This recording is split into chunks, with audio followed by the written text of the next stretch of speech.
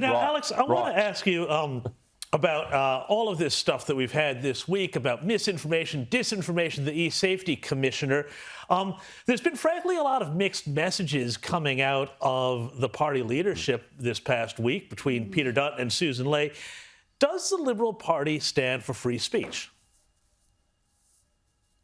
Yeah, well, I mean, look, it's baked into the Constitution, it's baked into the We Believe statement, so of course it does. And I think what this has shown is how difficult this topic is. I mean, we all struggle with this. None of us want to see violent images or, distressing images online. But by the same token, it's my personal view that we have to be very careful not to throw the baby out with the bathwater here. I mean, if you look back at what we're talking about this uncomfortable incident in the church a couple of weeks ago.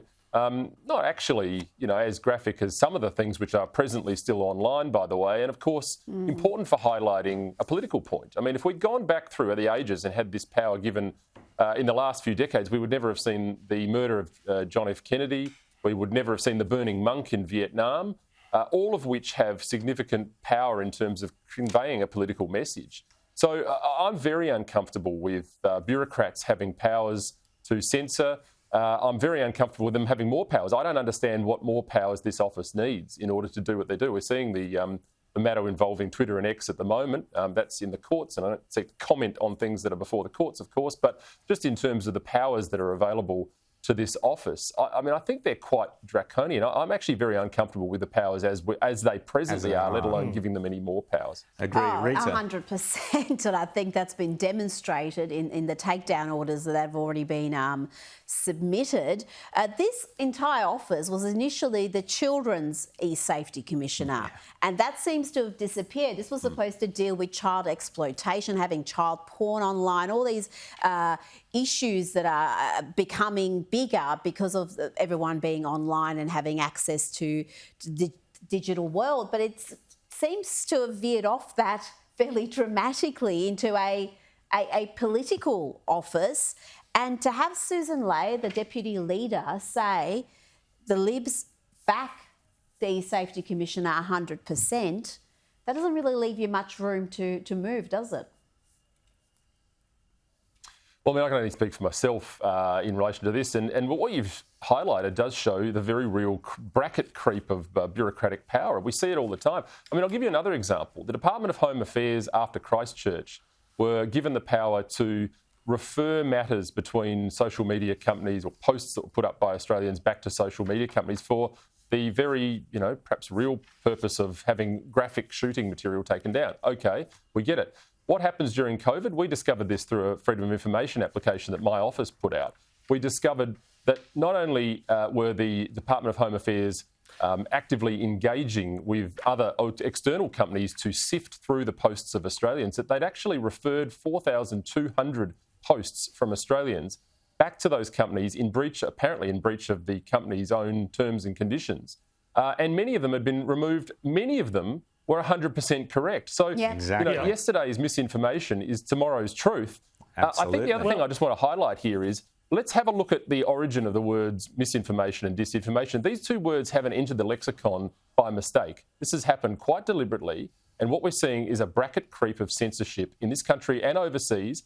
And isn't the timing interesting as we head into election cycles in the next little period? I mean, I wonder whether or not, and I'm talking mainly about the United States there, of course, but I wonder whether or not, we are now seeing a further form of bracket creep out of the bureaucracy into the mainstream. James. Well, indeed. I mean, Alex, if you look at the trend around the world, globally, in Europe, we've seen efforts to take down anything that criticizes the government of the day as being hate speech or misinformation. You look at what they're trying to do with criminalizing speech about the Alternative for Deutschland party in Germany, which is very popular. You see where this goes against the right. So isn't all of this, and between this and, what you uncovered quite intelligently about those posts being censored, isn't this then a reason then for the Liberals to say it is time to say we made a mistake with the E-Safety Commissioner, it's time to get rid of this? We have an AFP to enforce laws around child abuse material and,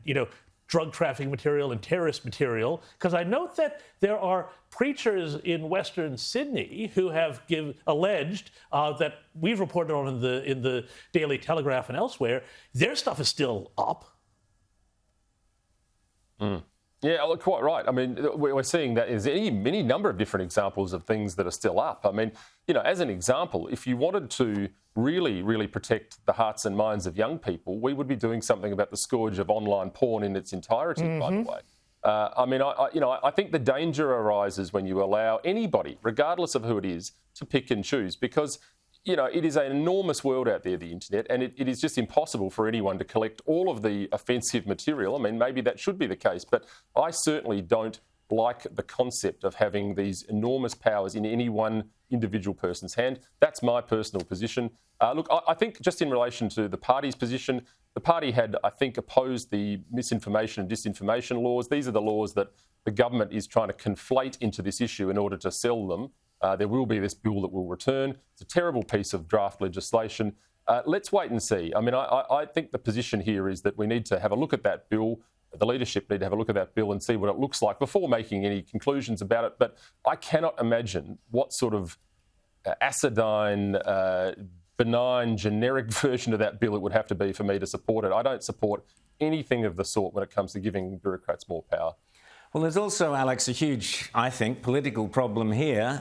You've got the Liberal coalition being seen in the same kind of picture as Jackie Lambie, Anthony Albanese, the Greens, and then over there on the other side you've got One Nation and Ralph Babet. I think you guys need to cross onto the other side, because this is an argument that, like The Voice, that everyday Australians can grasp immediately. They don't need to look at the legislation. They get it. You're trying to censor me or you're not trying to censor me. The Liberals, the coalition, must be the party of freedom of choice, in my opinion, and they must be seen to be doing so. And the rewards of being seen to be so will be a victory at the next election. If you are seen to be on the right side, as you were on The Voice, would be my opinion. Just very quickly, the anti-Semitism we're seeing on campuses, Jason Clare clearly isn't up to the job. Labor should be that's where they should be focusing their efforts at the moment. Why have we got a generation of children and young students rushing around supporting the genocide of the Jews in Israel? I can't understand it. Where is the government on that issue?